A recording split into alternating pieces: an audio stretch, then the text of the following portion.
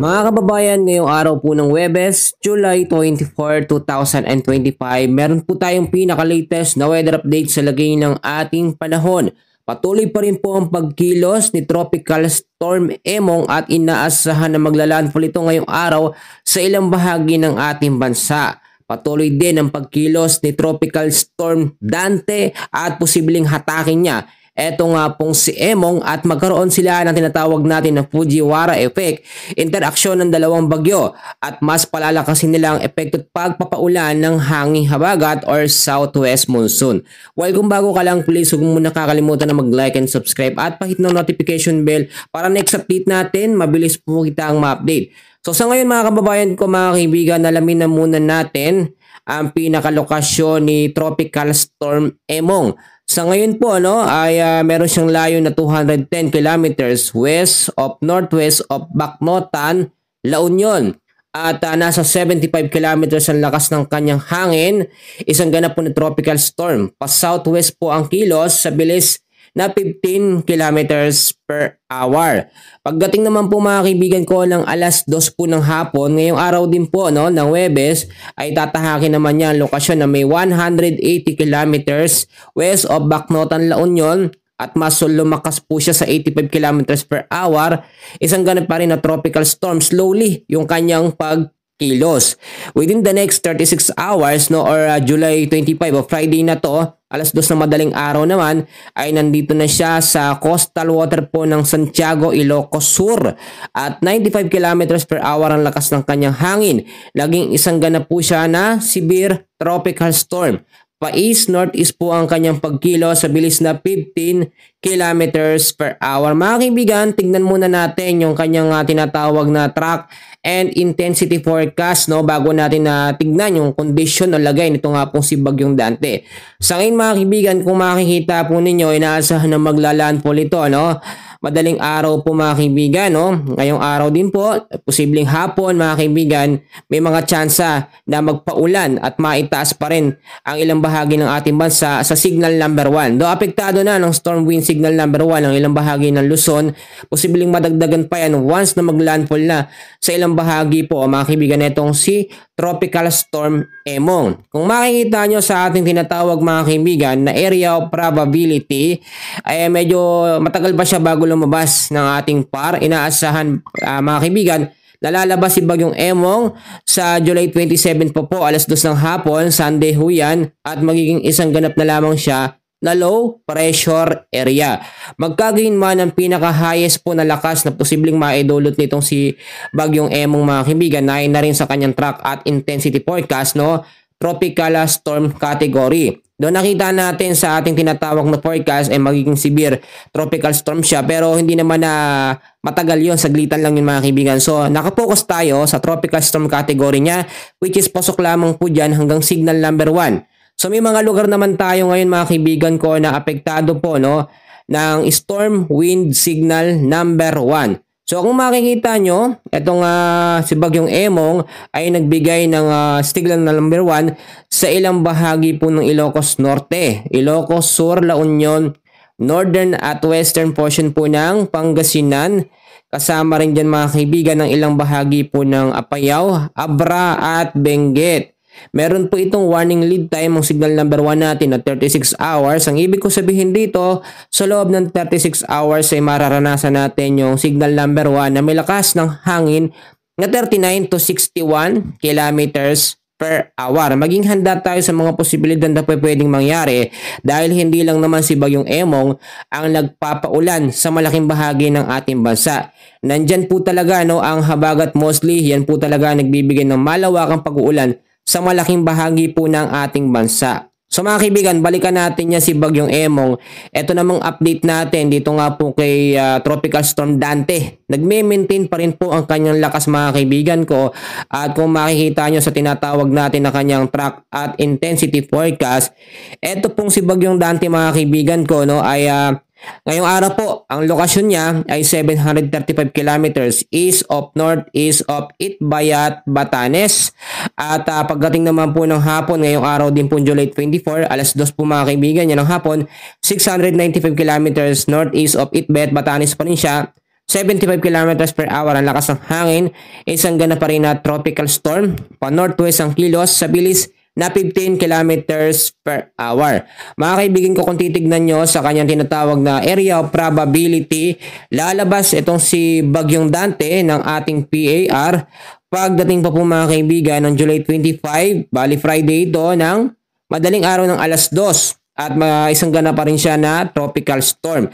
So ang senaryo natin dito mga kaibigan, habang nasa loob pa sila ng PAR, itong dalawang bagyo na ito, may mga senaryo tayong kinoconsider dito. Given na sila ay nagpapalakas dito sa habagat or southwest monsoon. Pero hindi po natin i-rule out or inaalis yung chance na magkaroon ng interaction na itong dalawang bagyo na ito. Palasi po ito nasa loob ng ating PAR. So yung interaction ng dalawang bagyo ay tinatawag po natin na Fujiwara effect. Ano ba yung Fujiwara effect? Marami nagtatanong sa atin, no?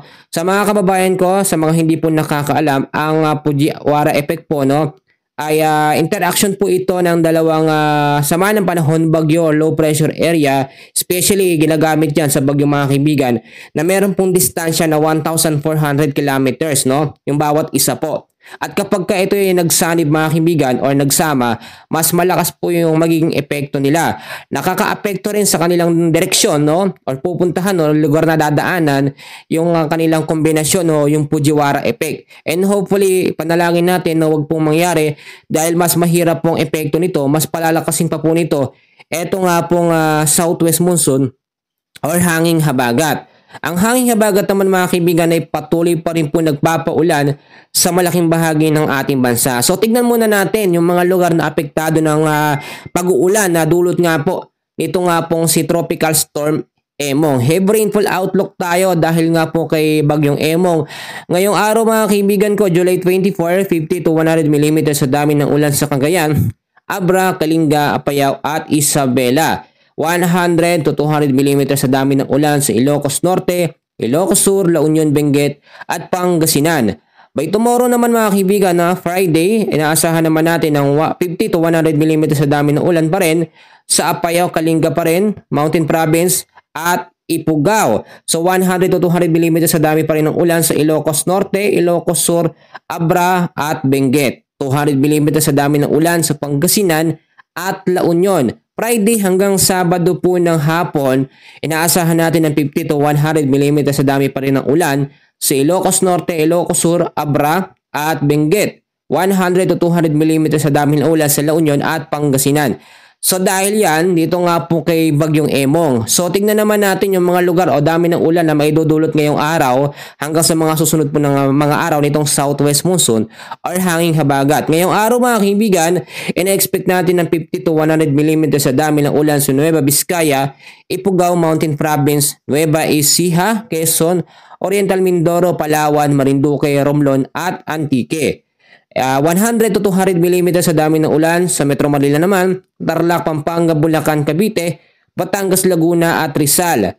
200 mm sa dami ng ulan sa Zambales, Bataan at Occidental Mindoro. Pagdating naman kinabukasan mga kaibigan, no, Friday afternoon, in-expect din natin ng 50 to 100 mm sa dami ng ulan sa Nueva Vizcaya, Nueva Ecija, Bulacan, Metro Manila, Laguna, Rizal, Oriental Mindoro, Palawan, Marinduque. 100 to 200 mm sa dami ng ulan sa Bataan, Tarlac, Pampanga, Cavite, Batangas at Occidental Mindoro. 200 mm or less dito naman po sa area ng Zambales. So nakita nyo mga kaibigan ko, hanggang sa Friday, hanggang Sabado ay makakaranas po tayo ng mga pag-ulan dahil kay Bagyong Emong at dito nga po kay habagat na pinapalakas naman nito nga pong si Bagyong Dante. So titignan din natin mga kaibigan yung mga senaryo dahil nga po may isang low pressure area din tayo na minomonitor pa dito sa may bandang silangan ng ating bansa. So mamaya titignan natin yung chance kung ito nga ba yung magiging bagyo papasok sa loob ng PAR. Dito muna tayo sa tinatawag natin na Tropical Cyclone Threat Potential Forecast. Kung makikita nyo sa week 1 natin simula July 23 hanggang July 29, 2025, nakikita nyo sa ating Tropical Cyclone Threat Potential si Bagyong Emong at si Bagyong Dante. May isa pa mga kaibigan, nabanta nga po ng low pressure area na nasa high chance maging isang ganap na bagyo ang ating minomonitor, at kung makikita nyo mga kaibigan, nasa labas siya ng PAR. Ito yung sinasabi natin na posibleng susunod na bagyo na naman after po nitong dalawang bagyo na nasa loob ng ating Philippine Area of Responsibility. Pagdating ng week 2 natin, simula July 30 hanggang August 5, meron tayo na mamonitor ng sama ng panahon or low pressure area pero nasa low chance na maging isang ganap po na bagyo. So dahil alam nga natin ay ngayong tag-ulan season, bagyo season, na-expect talaga natin yan. So dapat noon pa man, naging handa na po tayo. Maraming mga kababayan natin lubog talaga sa baha. So pagdating naman natin ng Agosto, ang ina-expect naman natin na bagyo, 2 hanggang 4. So mas maganda maging handa na tayo. Hindi pa man din nakaka-recover ng ating mga kababayan, pero ipanalangin natin sa Diyos na magkaroon tayo na tinatawag na pansamantalang paghinto po sa pag-ulan. So huwag kayong mag-alala dahil kahit may habagat, pag nakalabas naman na yung dalawang bagyo na ito, itong si Bagyong Emong at Dante, magkakaroon ho tayo ng tinatawag na monsoon break. Kapag wala kasing bagyo or low pressure area sa loob ng ating PAR, walang magpapalakas dito kay habagat. No? Ang ibig ko sabihin, mangyayari na yung paghina ng southwest monsoon, yung monsoon break naman ng ating mararanasan. Doon na tayo magkakaroon ng mga pag-araw, magandang panahon, at malilesin na yung mga pag-uulan. So yun na rin yung time para humupa na rin yung mga baha mga kaibigan at makapaglaban din po tayo. Sa ngayon mga kaibigan ko ay maging handa tayo sa mga posibilidad po na pwedeng mangyari. Tulad nito, maraming bagyo. Ano ba ang ating mga dapat po na gawin? Siyempre, marami akong mga paalala na sinasabi sa inyo kahit noon pa man. Unang-una mga kaibigan, ay kapag may bagyo, suriin po natin ang ating mga emergency kit. Siguraduhin kompleto ang mahalagang gamit natin tulad ng pagkain, tubig, first aid kit at flashlight. Secure din po natin ating mga gamit sa labas ng bahay tulad po ng mga halaman, furniture at iba pang mga bagay na maaari po maging sanhi ng pinsala. Siguraduhin po meron tayong plano sa evacuation at alam po natin mga kaibigan ang mga evacuation route, mga lugar kung saan pwede tayo makapunta ng safe kapag binaha yung mga lugar natin. At kapag may bagyo naman or kasalukuyang may bagyo tulad ngayon, manatili po tayo sa loob ng bahay at iwasan ang paglabas maliban na lamang po kung talagang may kinakailangan tayong sobrang importante.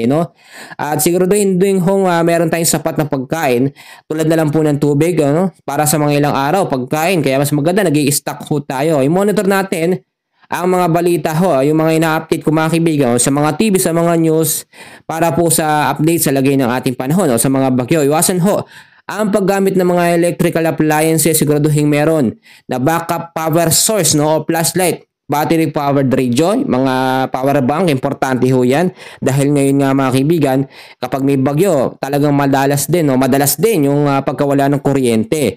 So yun lang mga kaibigan ang update natin sa lagay ng ating panahon at mga paalala ko, manatili pong nakalike and subscribe sa ating YouTube channel para ma-update ko po kayo sa mga susunod natin na update. Maraming salamat po.